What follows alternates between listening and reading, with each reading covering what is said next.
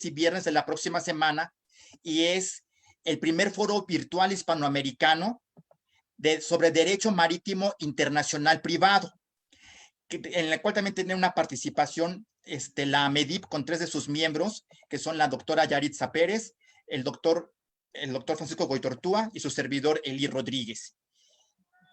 Y la siguiente semana tenemos el taller de cooperación procesal internacional que realiza Cancillería anualmente, los días jueves 29 y viernes 30. Entonces, también toda esta información la van a ver en la página de la AMEDIP. Y prácticamente casi en un mes tenemos el seminario nacional, este año virtual, de la Academia Mexicana.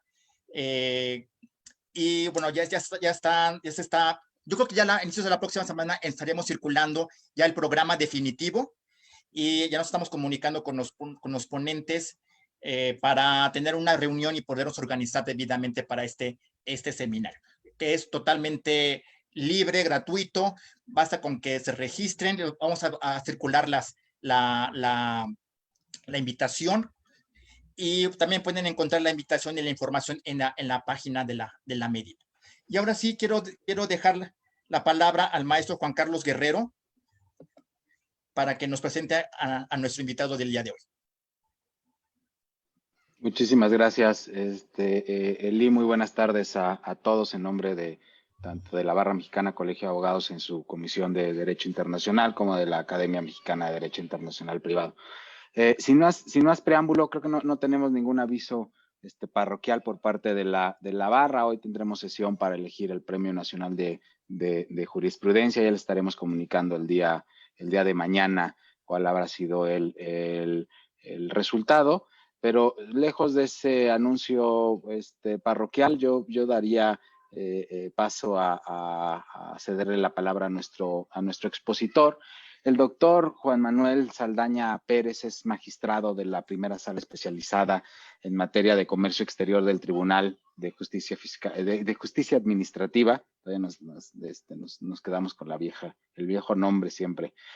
Árbitro internacional, presidente de tribunal en controversia sobre el Tratado de Libre Comercio de América del Norte, director general de la Unidad de Prácticas Comerciales Internacionales de la Secretaría de Economía, fue asesor del Registro Nacional de Inversiones Extranjeras y representante de México en los comités de antidumping y salvaguarda de la OMC en Ginebra, Suiza. Es miembro de nuestra Academia Mexicana de Derecho Internacional Privado, licenciado en Derecho, especialista en Finanzas Públicas, maestría y doctorado por la Universidad Nacional Autónoma de México, especialidad en el Economic Institute de University of Colorado en Estados Unidos, autor del libro Comercio Internacional, Régimen Jurídico Económico, que ya está en su 5ª edición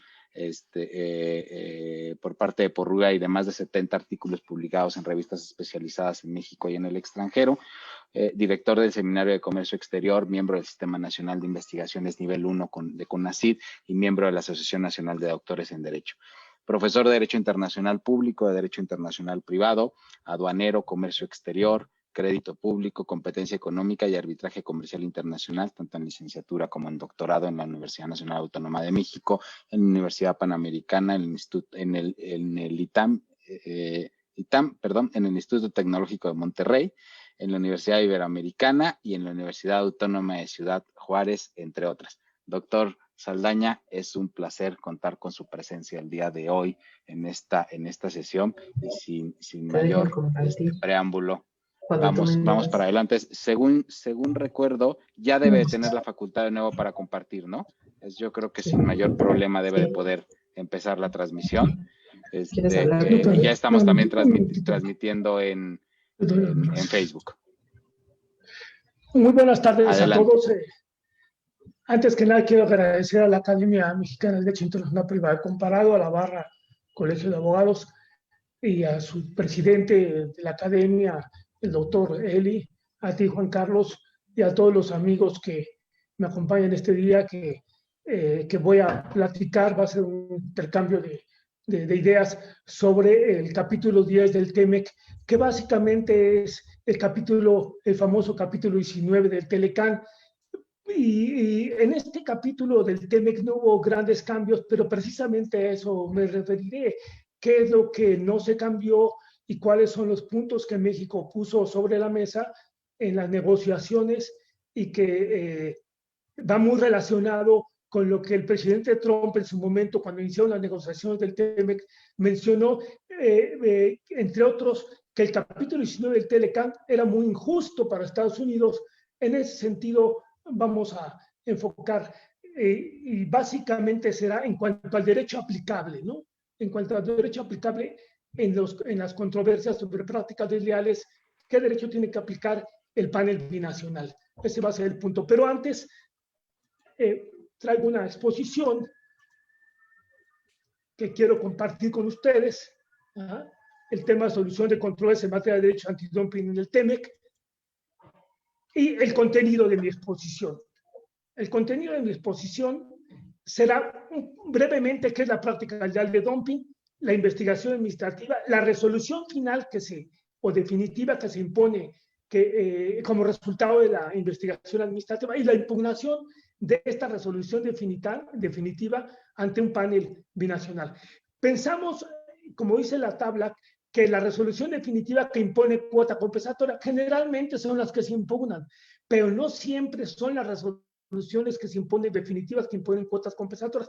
Hay ocasiones que se impugnan las resoluciones definitivas que no imponen cuota compensatoria, porque el productor nacional también puede impugnar una resolución definitiva que no impone cuota compensatoria. Por ejemplo, es el caso de urea, de agronitrogenados, más o menos por el año 2000, en donde el secretario de Economía no impuso cuota compensatoria y el productor nacional de urea, agronitrogenados, esa empresa que ahora se menciona tanto de venta, de compra de Pemex, esa en aquel tiempo era productora de urea y no obtuvo una cuota y se fue al panel binacional. Pero bueno, vamos primero a mencionar qué es la práctica desleal. ¿En qué consiste? Importación de mercancías a un precio inferior a su valor normal que cause daño, amenaza de daño a una rama de producción nacional. Esto se resume, lo que tenemos que comparar para determinar si existe una práctica desleal es el precio de venta en el país de origen, el precio de venta en el país de origen con el precio de exportación del país de origen al país de destino. Un ejemplo, como vemos en la lámina. Primer elemento, precio de venta en el país de origen. Por ejemplo, Estados Unidos exporta fructosa a México. ¿Cuál es el precio de venta en Estados Unidos? El precio de venta en Estados Unidos, la tonelada de fructosa es de $1,000. La exporta a México a $500. ¿Qué quiere decir? Un precio inferior, el valor normal en este caso es el precio interno en Estados Unidos, con el precio de exportación, una diferencia de $15. Pero hay ocasiones en que no hay precio interno, porque no se vende la mercancía en el país de origen.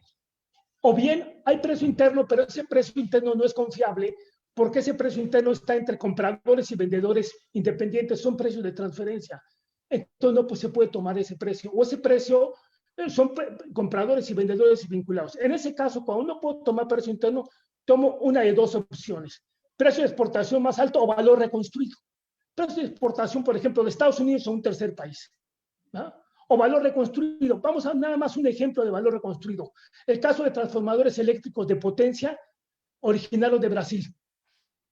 Brasil exporta a México, obtiene una licitación, ya es ganador la empresa Coen Sansaldo de Brasil, de una licitación para construir 15 transformadores eléctricos de potencia. Cada uno de estos transformadores es capaz de iluminar la ciudad de Guadalajara. Son nada más 15 transformadores eléctricos.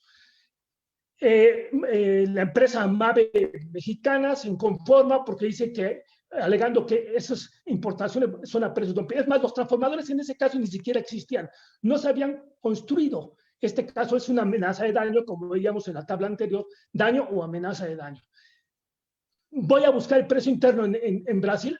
Si no existen los transformadores, no hay precio interno en Brasil, tampoco hay precio de exportación a tercer país, porque son como trajes a la medida y no voy a encontrar precio. Entonces, en ese caso, ¿cuál es el costo de producción más gastos generales más utilidad de un transformador, de ese transformador eléctrico en Brasil? Eso es lo que tendría que, ese sería el valor normal y eso lo comparo con el precio de exportación. Eso es muy rápido porque son nada más para tener una idea, aunque muchos de los que están presentes pues ya han sido ya panelistas del capítulo 19, Jorge en la academia, Paco Contreras, el doctor Pérez Nieto, en fin, conocen todos estos temas. Precio de venta en país de origen. Lo comparo a Estados Unidos con el país de exportador. Decíamos, un precio interno de $1,000 con un precio de exportación de $500, tengo un margen de dumping de $500. Si esta exportación causa daño al productor nacional de mercancía idéntica o similar, entonces puede imponer una cuota compensatoria hasta de $500. A la importación, ¿quién paga la cuota compensatoria? El importador de la mercancía al momento de efectuar la operación. Decíamos, entonces, los elementos de la práctica ideal es un margen de dumping, la diferencia entre valor normal, precio de exportación, decíamos $1,000 precio interno con precio de exportación de 500, el margen de dumping en este caso sería de $500, ¿no? Causa daño a la rama de producción nacional de mercancía idéntica o similar. Aquí hay un punto, por ejemplo, nuevamente en el caso de fructosa, que es simplificativo. Estados Unidos es el primer productor de maíz a nivel mundial y tiene excedente de producción y produce maíz y no sabe qué hacer, entonces empieza a producir fructosa a base de maíz, un edulcorante. Lo exporta a México a precios dumping.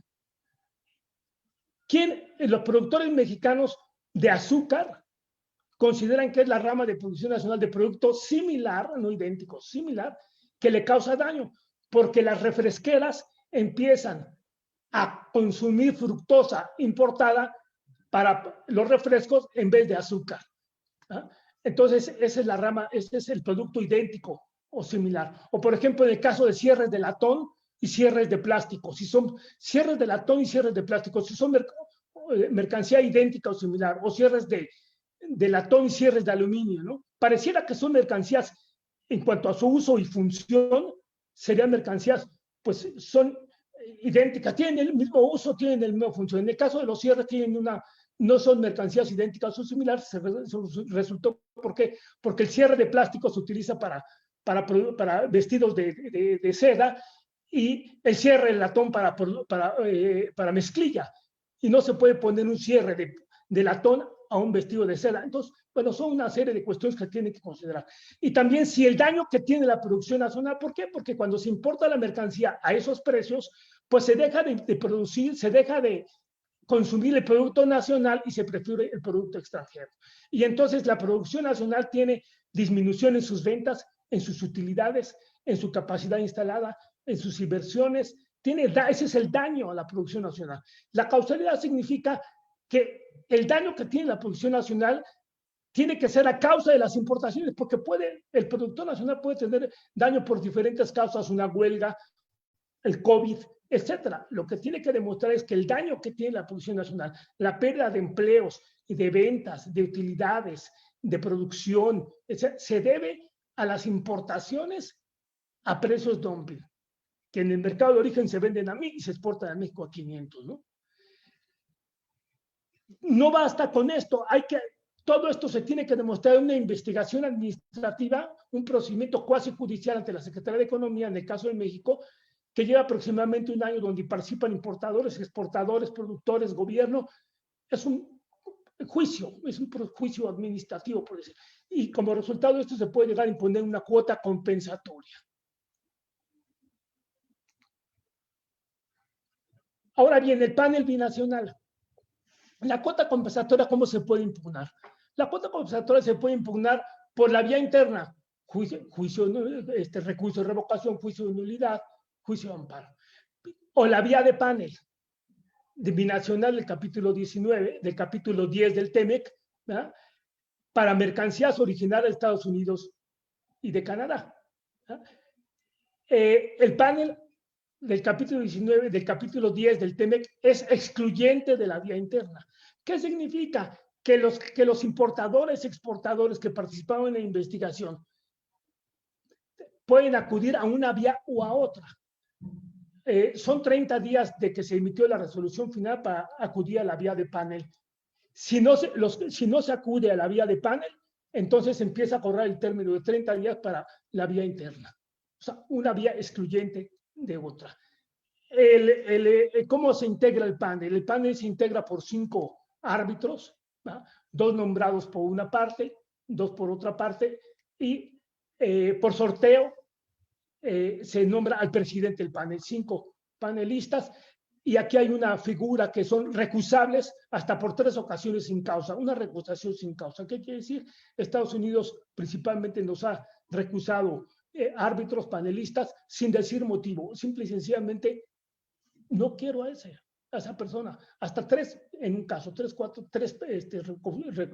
recusaciones sin causa. La solicitud, ¿quién puede solicitar el panel?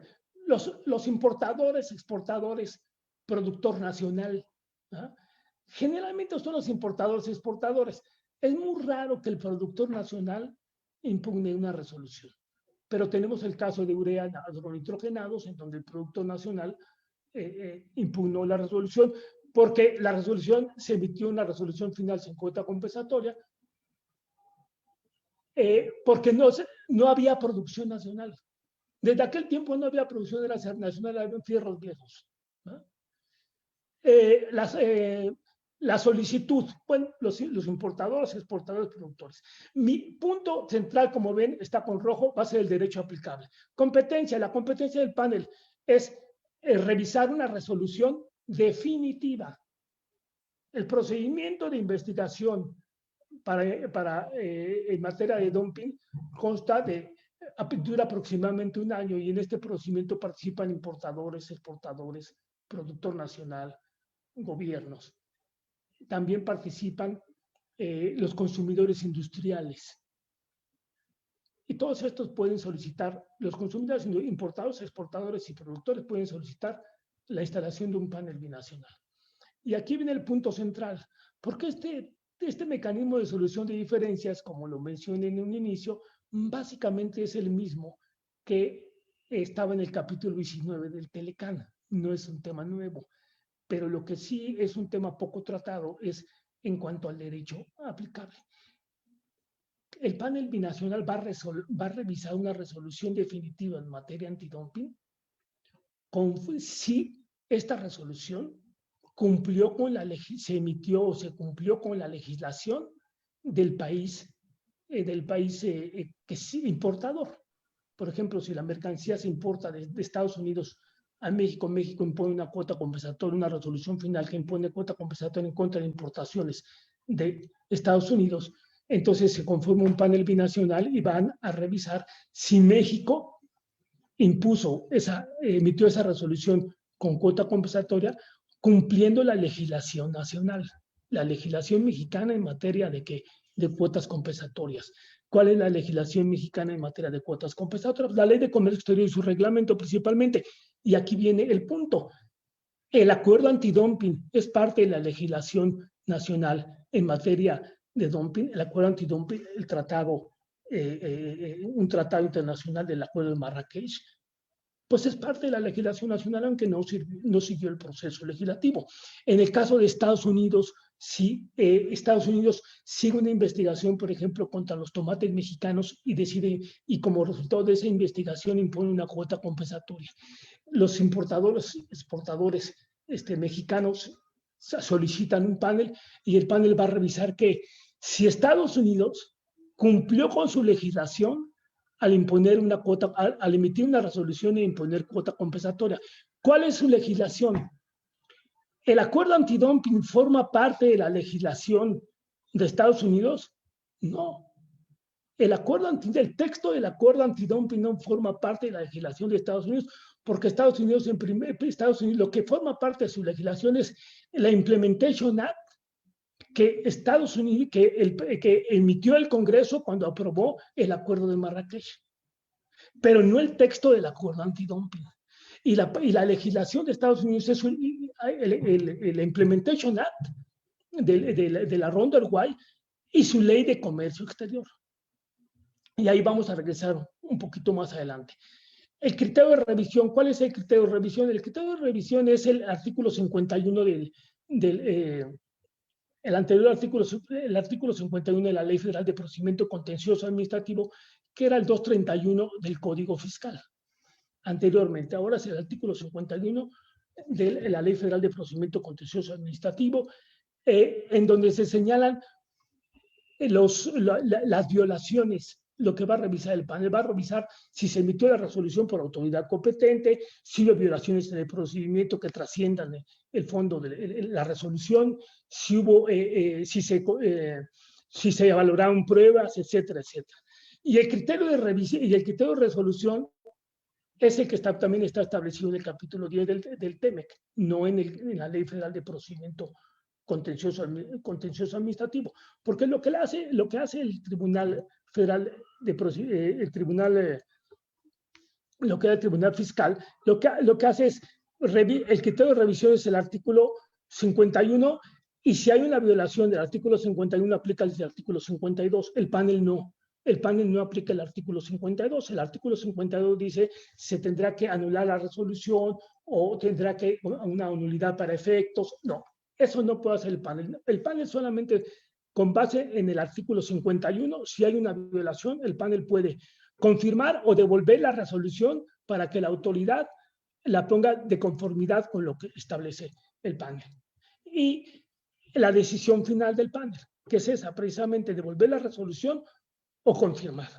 No puede nulidad para efectos o anular la resolución, aunque en el primer panel que hubo se hizo eso, se anuló la resolución indebidamente. Es lo que no puede hacer el panel que tenga resolución. Vamos a regresar con el derecho aplicable.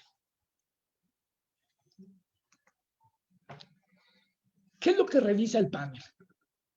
El panel revisa si la autoridad del país importador cumplió con su legislación al emitir una resolución definitiva.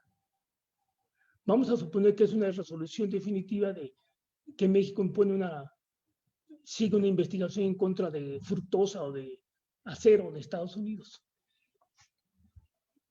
¿Qué dice el acuerdo antidumping? México aplica el acuerdo antidumping. El precio de exportación es inferior a su valor normal. ¿Qué quiere decir? Que la fructosa en Estados Unidos se vende a $1,000 y se exporta a México a $500. ¿Sí? La legislación de Estados Unidos, que la 19 USC 1677, y el URA, que es el acuerdo de la Ronda de Uruguay, el Uruguay Round Agreement Act de Estados Unidos, parece ser que dice lo mismo, el valor normal excede el precio de exportación. ¿Qué quiere decir el valor normal? Que el precio interno, ¿verdad?, excede el precio de exportación. O sea, que se está exportando a un precio inferior al precio interno. Con diferentes palabras, o sea, cuando el Congreso norteamericano, por la vía Fast Track, aprueba la Ronda Uruguay, supuestamente no le puede hacer ningún cambio. Pero los cambios que hace, Estados Unidos firma, el presidente de Estados Unidos firma el tratado. Este tratado lo aprueba, lo presenta a la aprobación del Congreso por la vía Fast Track. El Congreso no le puede hacer ningún cambio. Y si no le puede hacer el Congreso ningún cambio, ¿cómo es que la ley interna de Estados Unidos, en vez de less than, que dice en inglés, dice exceeds en Estados Unidos? Lo que pasa es que si le hacen cambios antes de que el presidente de Estados Unidos presente a la aprobación del Congreso por la vía Fast Track un agreement, porque no son tratados internacionales, las comisiones del Congreso hacen pequeños cambios. Pero estos pequeños cambios de redacción, a la hora que hay una controversia, pues dan posibilidad de diferentes interpretaciones. Y en los paneles binacionales lo que han dicho los panelistas es que como no es claro, porque el acuerdo antidumping dice lo mismo que la ley de comercio exterior y la ley de Estados Unidos dice excede, no es claro. Entonces conforme al principio de deferencia, la autoridad que tiene más cercanía, que es el Departamento de Comercio de Estados Unidos, interpreta esta disposición, dice, porque no es muy claro, aquí hay un problema. ¿Y cómo lo interpreta? Estados Unidos usa una metodología de cero.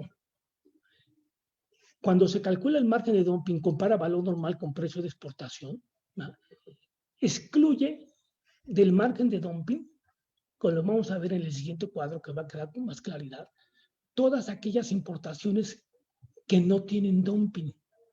y calcula el margen de dumping para poner una cuota compensatoria solamente con las importaciones que tienen dumping.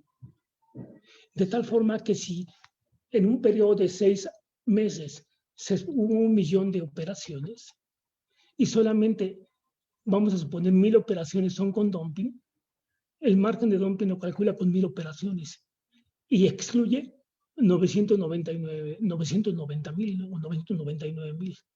Parece exagerado, pero lo vamos a ver en el ejemplo anterior.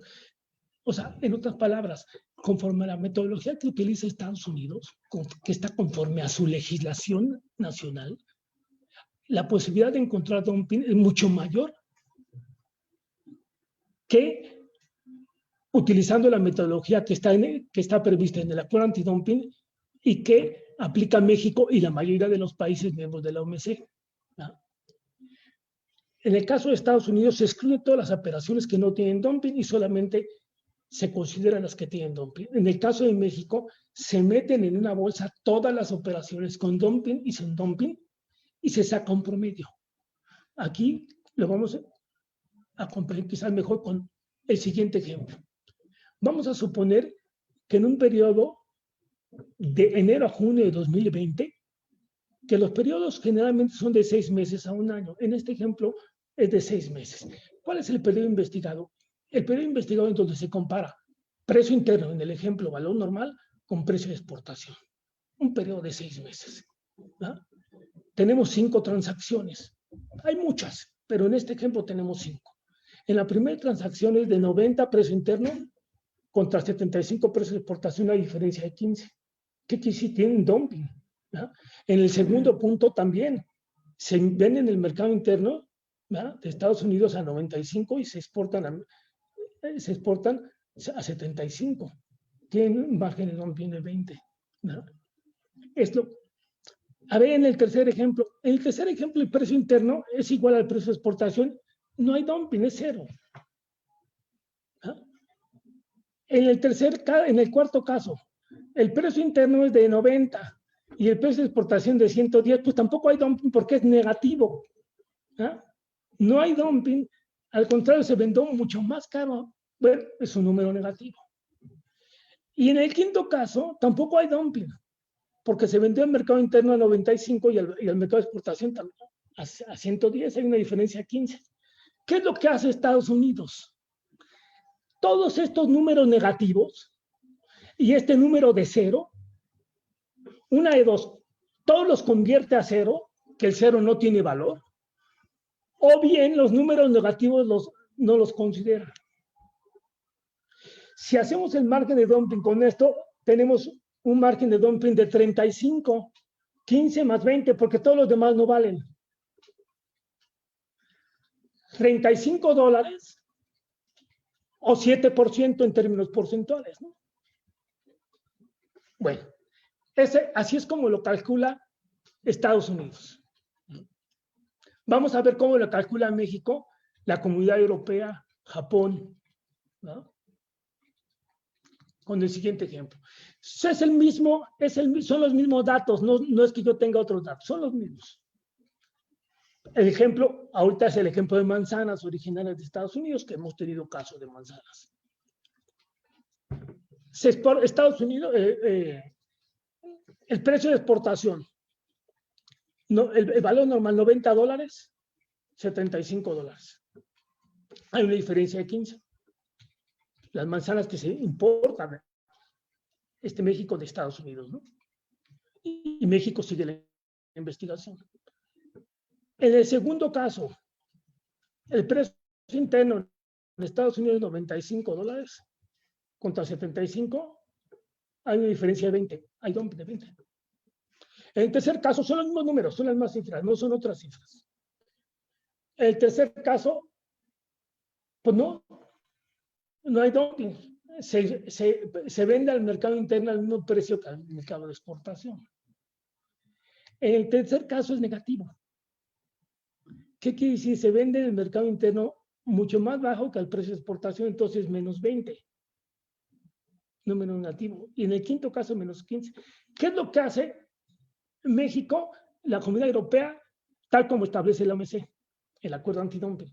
Todos estos los promedia los números negativos con los positivos. Todo lo mete en una caja y saca el promedio. Con los mismos números, aquí salió un margen de dumping cero. ¿Qué quiere decir? No le puedo imponer una cuota compensatoria a Estados Unidos. Y con los mismos números, con los cálculos de Estados Unidos, sale una cuota compensatoria de $35 o 7%. O sea, Estados Unidos, conforme a el derecho que se aplica en los paneles, lo que se aplica es la legislación interna del país. Conforme a la legislación de Estados Unidos, aplica la metodología de Swearing, en donde es mucho más fácil encontrar dumping. Por eso es que vemos que, por ejemplo, bueno, eso es una apreciación mía, por ejemplo, el tomate mexicano que se exporta a Estados Unidos está en un compromiso de precios desde hace 25 años. ¿Qué quiere decir? Que nunca se ha emitido una resolución final en el caso del tomate. Se inició la investigación y durante la investigación los productores mexicanos, exportadores mexicanos de tomate, convinieron un compromiso de precios. Pues sí, es una apreciación. ¿Cómo se van a arriesgar una decisión definitiva con esta metodología que utiliza Estados Unidos? Ya esta metodología de Swearing que utiliza Estados Unidos y que acabo de mencionar, ya ha sido impugnada en la OMC. Impugnada en la OMC en 18 ocasiones. La OMC, 14, 18 ocasiones más o menos, la OMC ha determinado que la metodología de Swearing utilizada por Estados Unidos es inconsistente con el acuerdo antidumping y con las disposiciones de la OMC. Estados Unidos lo máximo que ha hecho es decir, voy a dejar de utilizar la metodología de Swearing para resoluciones finales, pero no para revisiones.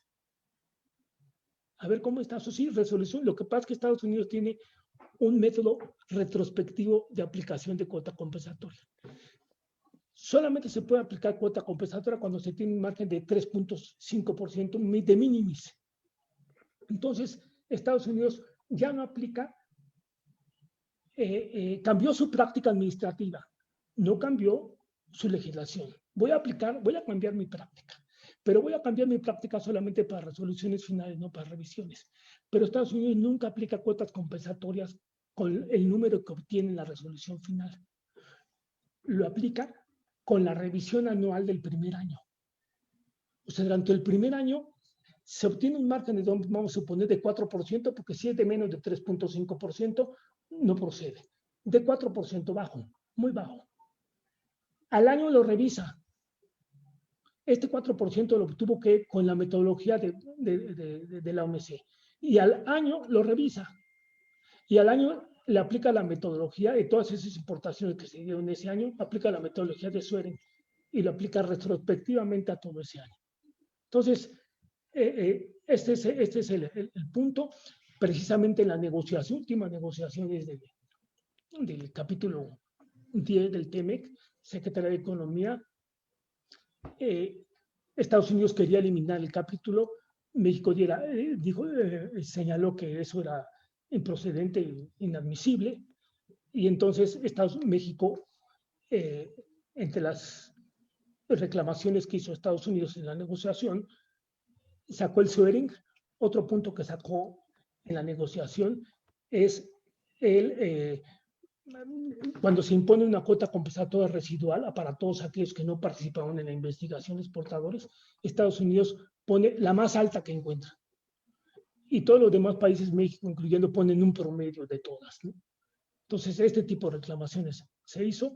Tenemos 18 casos. Estados Unidos no, ya la OMC ha determinado que su legislación es inconsistente con las disposiciones del acuerdo antidumping, y Estados Unidos lo que señala, bueno, aquí hay división de poderes. Yo soy el Poder Ejecutivo y le voy a mandar tu carta al Congreso, y el Congreso tendrá que modificar la legislación, en su caso, para hacer acorde con las disposiciones de la OMC. Y así es como es en lo que vamos. Pues básicamente con esto concluyo para no excederme en el tiempo, y les agradezco mucho su atención. Cualquier duda estoy a sus órdenes.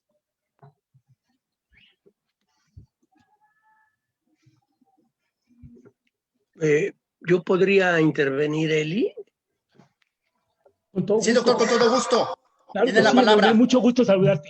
Muchas gracias. Es para agradecerle a Juan Manuel el que me hayan hecho favor, el que nos haya hecho favor de estar con nosotros, el que es tan claro en este tema tan complejo y tan olvidado del derecho internacional privado, porque es, como quiera que sea, un método de solución de controversias de naturaleza internacional.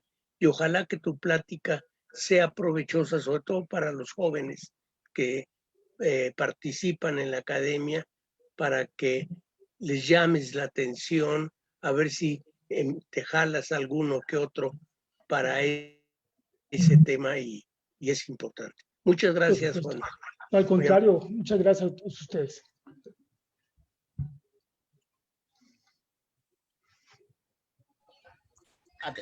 Bien, pues abrimos la sesión de preguntas y respuestas. Si hay alguna pregunta, está abierta la posibilidad, ya sea que la escriban o levanten la mano para formular la pregunta. Si hubiera alguna pregunta por ahí. Veamos. Pues creo. No sé si hay alguna pregunta. Sí. Adelante. Juan Manuel, diferencias un tanto más sustanciales entre el capítulo 19 del viejo Telecán y lo que ahora existe. ¿Cómo pudiéramos resumirlas o decir cuáles serían estas diferencias? Diferencias sustanciales entre el 19 y el capítulo 10. 19 del Telecán, el capítulo 10 del TEMEC. Entre ambos documentos. Eso. Pues realmente sustanciales no hay. Es realmente un aspecto sustancial que se planteó, se modificara precisamente es lo de la ley, el derecho aplicable al fondo del asunto.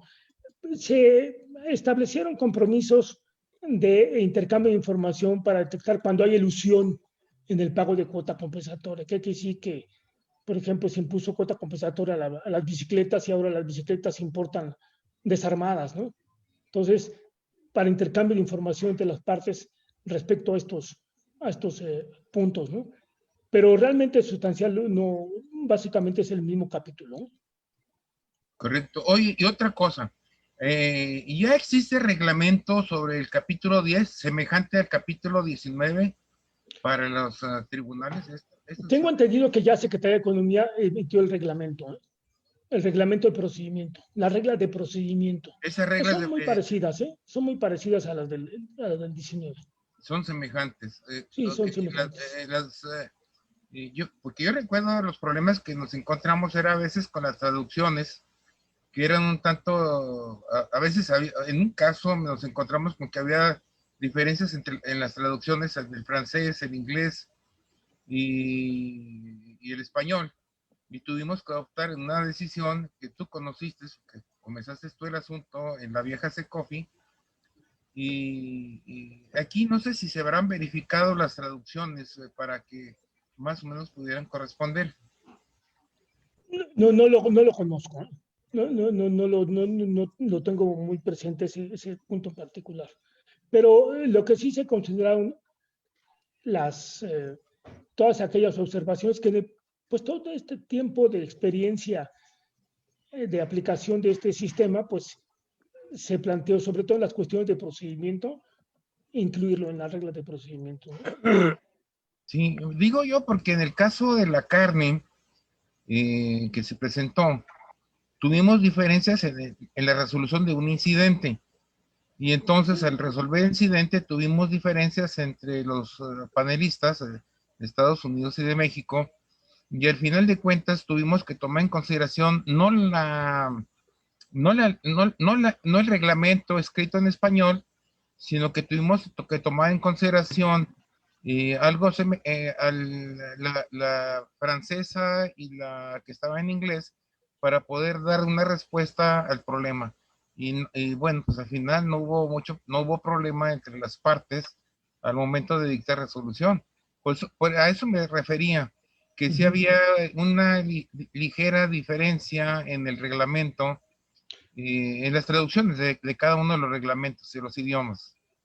Sí, sí, seguramente, porque todo eso sí se consideró para el nuevo reglamento que se publicó. Bien, hay una pregunta. Perdón. Hay una pregunta de parte del iPad de María del Carmen. Si le podemos abrir el micrófono, por favor.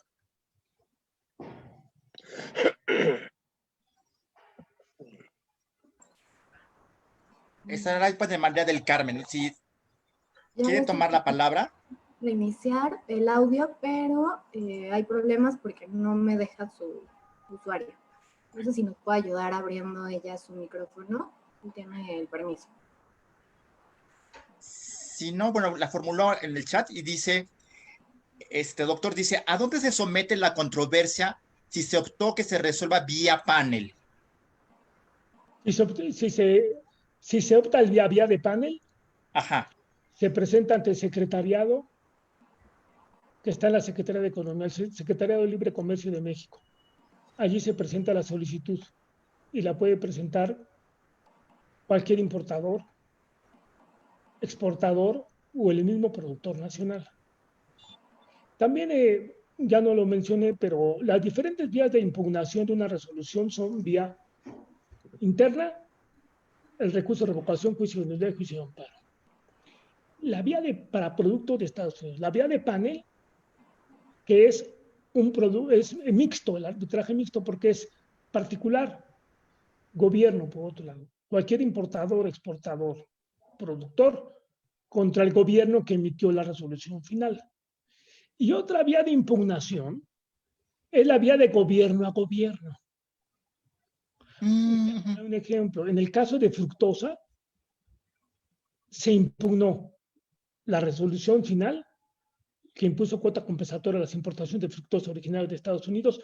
Se impugnó importadores y exportadores, o sea, importadores de fructosa en México, los exportadores de fructosa de Estados Unidos, impugnaron esa resolución ante panel del capítulo, en aquel tiempo el capítulo 19, ahora el 10. Y el gobierno de Estados Unidos, ya que está instalado el panel, el gobierno de Estados Unidos impugnó la misma resolución ante el órgano solución de diferencia del OMC. ¿Qué es lo que revisan en estos dos últimos casos? Porque estos dos mecanismos arbitrarios no son excluyentes de uno de otro. El mecanismo de panel del capítulo 10 es excluyente de la vía interna, pero no es excluyente de la vía de órgano de solución de diferencia del OMC. Básicamente lo que revisan es lo mismo, base en la misma legislación, la misma resolución. Entonces lo que se corre el riesgo de que haya en un momento dado resoluciones contradictorias. En este caso de Fructosa, primero se instaló el panel capítulo 10, podemos decirlo, capítulo 19 antes, y antes de que resolviera el panel del capítulo 19, se impugnó ante el órgano de solución de diferencias y el órgano de solución de diferencias resolvió antes que el del 19. Bueno, esos son los vías de impugnación. Y en el caso que señaló, bueno, sí, son las vías de impugnación. Hay un comentario muy interesante que hizo Paul Corder. Sí. No sé si también le podamos abrir el micrófono. Claro, sin problema, ya lo tiene. Ay. ¿Ya está? Ya lo tiene abierto, sí. Adelante, por favor. ¿Sí escuchan? Sí, perfecto. No, era un tema de las revisiones cuando se mencionó que es al año de que se pone una cuota compensatoria en Estados Unidos. También se puede hacer un procedimiento que se llama New Shipper. Yo no participé en la revisión, no formé parte de ese proceso de revisión de antidumping, pero decido enviar producto después, puedo activar un mecanismo de nuevo New Shipper, exportador.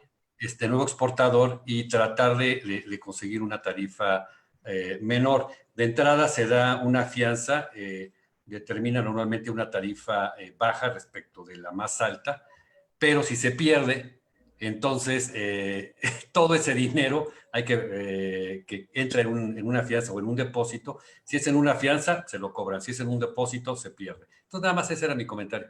Sí, el procedimiento de nuevos Ver de exportadores. los dos lados y siempre se abre esta ventana, ¿no? Sí, aquí hay otra diferencia que también México puso sobre la mesa en la negociación. Por ejemplo, en el caso de México, cuando inicia una investigación antidumping o subsidios, que básicamente es lo mismo, que nada me refería a dumping, pero el capítulo 10 y antes el capítulo 11 del TEMEC se refieren a dos prácticas desleales, a la solución de controversias, dos prácticas, dumping y subvenciones o subsidios. Básicamente las reglas son las mismas en cuanto a procedimiento, no en cuanto al fondo, porque son dos figuras distintas. Pero otro, ahorita lo que señalaste también me vino a la mente, ya lo iba a comentar, pero no me dio tiempo, más bien me cortó el tiempo, es que, por ejemplo, México cuando inicia una investigación, cualquier importador, cualquier exportador, sea chiquito o grandote, puede participar. Cualquier, por ejemplo, en el caso de bovino que señalaba Jorge, hubo 50 exportadores. Y cada exportador tiene derecho a que se le calcule su margen de dumping y tiene derecho a una cuota. Entonces, el trabajo, por ejemplo, para la Autoridad Investigadora Mexicana es enorme porque si participan 50 exportadores con 40, 50 exportados contra 40, 50 importadores, pues es muchísima información. ¿Qué es lo que hace Estados Unidos? Estados Unidos dice, aquí solamente van a participar los 5 más grandotes. Los demás no. Oye, pero yo soy exportador y quiero... No. Ni me mandes información porque no te la tomo en cuenta. Ese fue uno de los otros aspectos que México puso sobre la mesa. Claro, Estados Unidos dijo inadmisible, ¿no? Pero se limita la oportunidad de las partes a defenderse conforme al sistema norteamericano. Muy interesante. Muy bien. Yo quería preguntarle, ¿cuál es su perspectiva hacia el futuro? ¿Cree que este capítulo y ese mecanismo pueda beneficiar al futuro a México o a Estados Unidos? Bueno, mira, ya que aquí la cuestión es, el capítulo lo que señala es que se va a aplicar la ley interna de Estados Unidos. Si no existiera el capítulo 19, se aplicaba de todo modo la ley interna de Estados Unidos y la aplicaba aquí en el Tribunal Nacional estadounidense. Entonces, yo creo que es un gran avance que se conserve el capítulo 19. No es el perfecto, pero sí se puede ir mejorando, ¿no? Es una tarea muy difícil porque la metodología Swearing no se le aplica a Estados Unidos, a México, claro, no es feliz consuelo. La metodología Swearing, el primero que se le aplicó hace 20 años es a Japón. Japón ya tiene una resolución de la OMC en el sentido de que Estados Unidos tiene que modificar desde el 2012. Y Estados Unidos le da una interpretación, le da otra vuelta, dice, mi ley, pues ya modifiqué mi práctica, ya no te la voy a aplicar, pero a los 15 días pues, la vuelve a aplicar, ¿no? La práctica la modifica constantemente, la ley. Es que yo la ley no la puedo modificar. O sea, yo creo que beneficia a las partes. Claro que la mayor parte de los casos han sido en contra de Estados Unidos, pero también es natural que sean en contra de Estados Unidos porque es el mayor exportador también, ¿no?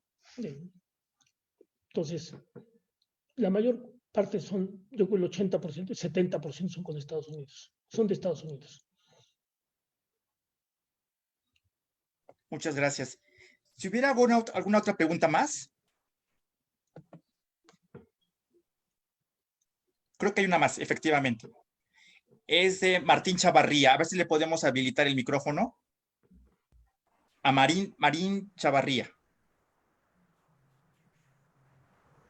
Sí, ya lo tengo. Ya me Adelante. muchas gracias. Si no es ya mucho del tema, quería preguntar cuál es el procedimiento para que se ponga una cuota compensatoria. ¿Es, digamos, a capricho, o sea, que se pueda simplemente poner, o si requiere de un procedimiento de pruebas para mostrar que son necesarias? Sí, con todo gusto lo menciono. Otra diferencia con Estados Unidos. El procedimiento de inicio de investigación para la imposición de una cuota compensatoria lo tiene que solicitar el productor nacional de mercancía idéntica o similar. Por ejemplo, si estamos hablando de exportación de fructosa, otra vez, porque fructosa es un producto, no es idéntico, es similar. Se exporta a Estados Unidos fructosa a México, el producto similar en México es el azúcar. ¿Quién puede solicitar? Los productores nacionales que representen cuando menos el 25% de la producción nacional. O sea, no puede ir un chiquito a solicitar una investigación. Pues sí lo solicita, pero tiene que demostrar que representa el 25% de los productores nacionales de pinturas. El 25% de productores, y ahí viene un problema cuando estamos hablando de productos agrícolas, el 25% de los productores nacionales de carne de cerdo. Pues ¿de dónde saco el 25% del productor nacional? En esos casos puede haber excepción un poco menos, ¿no? Pero generalmente es el 25% de la producción. El primer requisito. Tienes que presentar pruebas. Yo, productor nacional, tengo que presentar en México las pruebas de cuál es el precio interno en Estados Unidos o en Corea de refrigeradores. Vamos a poner que es un caso de exportaciones de refrigeradores de Corea a México. ¿Ah? Primero tengo que representar MABE mexicana, 25% de la producción nacional de refrigeradores. Por ejemplo, en el caso de transformadores eléctricos, MABE lo inició representando el 27%. MABE y otra empresa. Pero a mitad de la investigación, la otra empresa se le echó para atrás a MABE y MABE ya se quedó con un 22%, se cayó la investigación. Tienes que representar y mantener el 25% de la producción nacional. Tienes que presentar pruebas de valor normal. ¿Cuál es el precio interno en Estados Unidos? ¿Cuál es el precio interno de Estados Unidos? Mucho más complicado. Y si ese precio representa cuando menos el 5% de las ventas de exportación a México, tiene que ser un precio representativo por volumen en Estados Unidos. ¿Qué quiere decir? Que si está vendiendo a México 1 millón si están vendiendo Corea 1 millón de refrigeradores, cuando menos 50,000 refrigeradores los tiene que vender en Corea. Si nada más en Corea vende 40,000, no puedes tomar ese precio. Luego tienes que presentar la prueba de precio de exportación. Pero luego te dicen, no, es que ¿sabes qué? En Corea el precio realmente exporta a México, el refrigerador que se exporta a México es más caro, es al mismo precio. En Corea se vende a $1,000 y lo exporta a México a $1,000. Ah, pues no hay dumping. Pero ¿sabe cómo lo está exportando? El refrigerador que vende en Corea es un refrigerador austero. Y el refrigerador que vende y lo vende en $1,000. Y el refrigerador que exporta a México es un refrigerador de lujo, es el mismo refrigerador de 10 pies cúbicos, etcétera, etcétera. Pero el exporta a México es de lujo. ¿Qué significa uno de lujo y otro de austero? Significa que el de lujo tiene rueditas, ¿ya? A lo mejor tiene hasta su pantalla con televisión allí, ¿ya? Puede representar el 30% del valor. No puedes comparar un coche de lujo con un austero. Tienes que presentar todas las pruebas de ajuste. O uno te lo da a nivel SWORS y otro te lo da a nivel SIF. ¿Ah? El nivel SIF tiene, a nivel FOB tienes que ir, a nivel Xbox tienes que ir por el refrigerador a la puerta de la planta en Corea. ¿Por qué? Porque el vendedor se compromete a entregar el refrigerador en la puerta de la planta, en la puerta de la fábrica, a nivel SWORS. Y si te lo vende a nivel CIF al mismo precio, $1,000 uno a nivel CIF y otro a nivel FOB. El nivel CIF tiene costo seguro y flete puerto de destino, te lo deja aquí en el puerto de Veracruz por los $1,000. Todo eso tiene que presentar pruebas, tiene que presentar sus pruebas. Se tiene que presentar pruebas sobre similitud de producto. ¿Por qué consideras que la fructosa que el azúcar es un producto similar a la fructosa, o que el cierre de latón es un producto similar al cierre de plástico? ¿Eh? Y luego toda la cuestión, generalmente, nada más para juntar toda la información, el productor nacional se tarda más de 1 año. Ya ves que no las inician, porque es mucha información, es un cuestionario, sí, pero todo esto tiene que ir respaldado con información. Luego, ¿cuál es el daño a la producción nacional? Tú dices que la importación de refrigeradores a precios te causó daño. A ver, ¿dónde están tus registros contables? Que tuviste pérdidas, que tuviste disminución de empleos, capacidad instalada, utilidades, todo eso.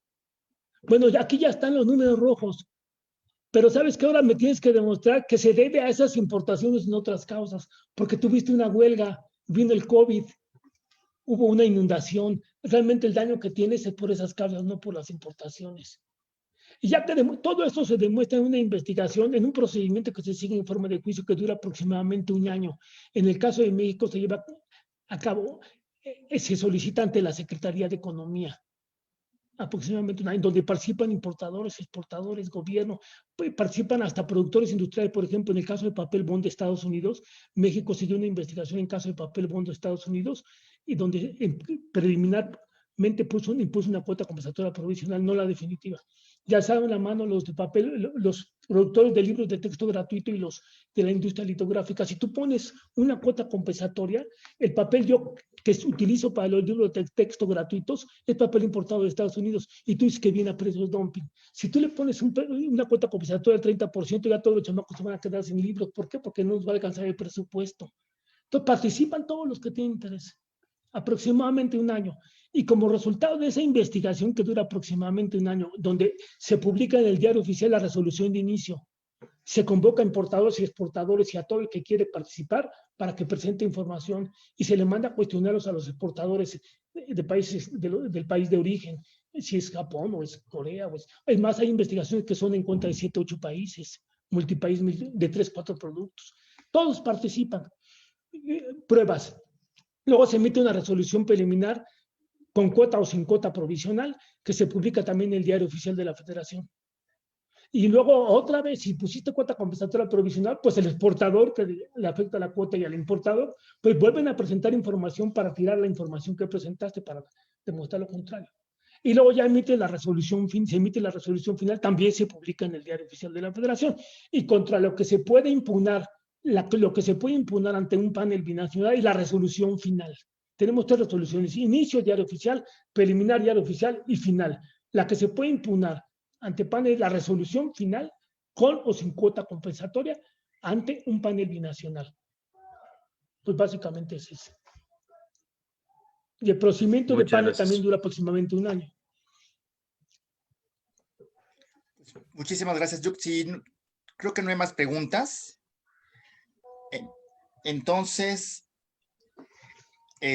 pues no habiendo más preguntas, yo quiero más que nada, así que agradecerle, doctor, que nos haya compartido la plática el día de hoy. Excelente exposición. La verdad es que a mí estos temas me parecen muy complejos, pero la manera en que usted lo ha expuesto, me parece que lo ha hecho, lo complicado lo ha hecho muy sencillo. Entonces lo felicito. Le agradezco mucho también que nos haya dado la oportunidad de poderle escuchar y aprender un poco de usted. Y pues nuevamente en nombre de la academia y en nombre de la barra, nuestro agradecimiento. Y por último, reiterar nuestra invitación a los eventos académicos en los cuales nos han hecho partícipe algunas asociaciones amigas y colaboradoras. Mañana tenemos les recuerdo que mañana tenemos el primer foro europeo, donde van a participar el doctor Leonel Pérez Nieto y el doctor Jorge Alberto Silva. Entonces mañana estaremos con ustedes apoyándolos.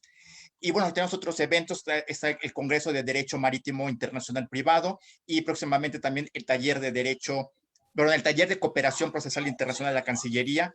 Y también ya estamos casi a vísperas de nuestro Seminario Nacional de Derecho Internacional Privado, que en esta ocasión será en modalidad virtual.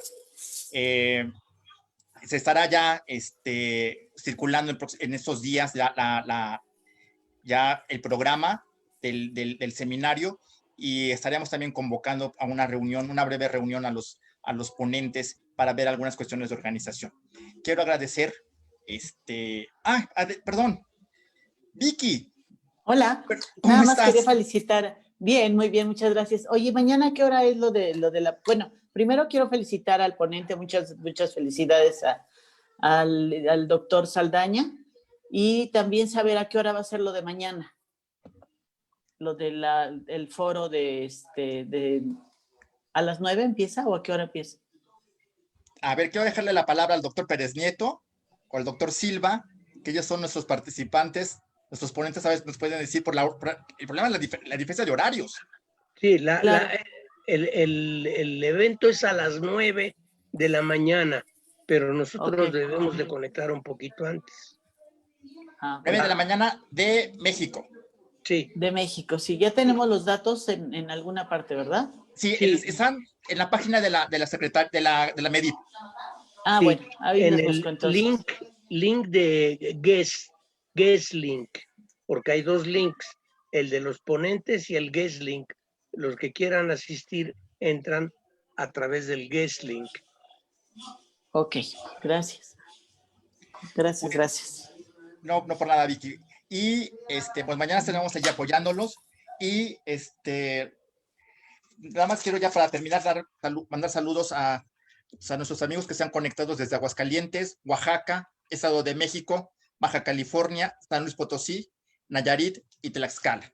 Y sin más preámbulo, pues agradecerles a todos la asistencia y que nos hayan brindado su tiempo para esta sesión. Mi agradecimiento y les deseo a todos que tengan muy buena tarde.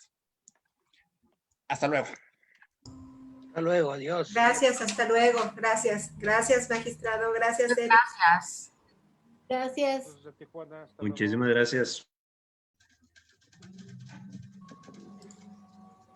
Pues Juan Manuel, nuevamente mi agradecimiento.